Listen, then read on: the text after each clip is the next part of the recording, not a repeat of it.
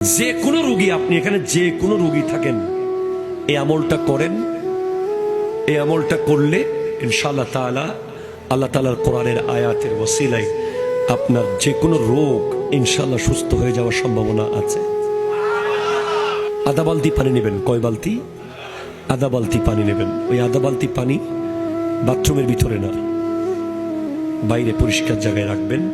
ভিতরে হাত ঢুকাবেন।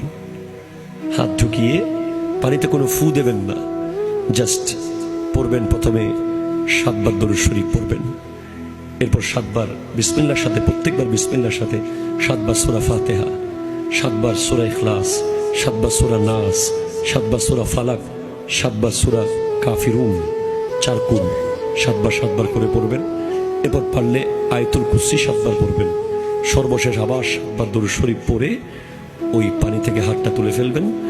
এরপরে ওই পানি পরিষ্কার জায়গায় উজু অবস্থায়, এই কাজটা করার সময়ও উজু অবস্থায় থাকতে হবে। করার পর 21 দিন এভাবে এই পানি দিয়ে গোসল করেন। ইনশাআল্লাহ অনেক কঠিন কঠিন রোগ আল্লাহ তাআলা মুক্তি দিতে পারে।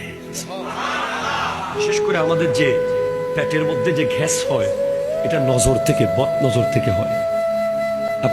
আপনি ফিনিক্স খাচ্ছেন, স্যাকলো খাচ্ছেন, কত ওষুধ খাচ্ছেন, মূলত এই পেটের গ্যাসটা হয় বদ নজর থেকে।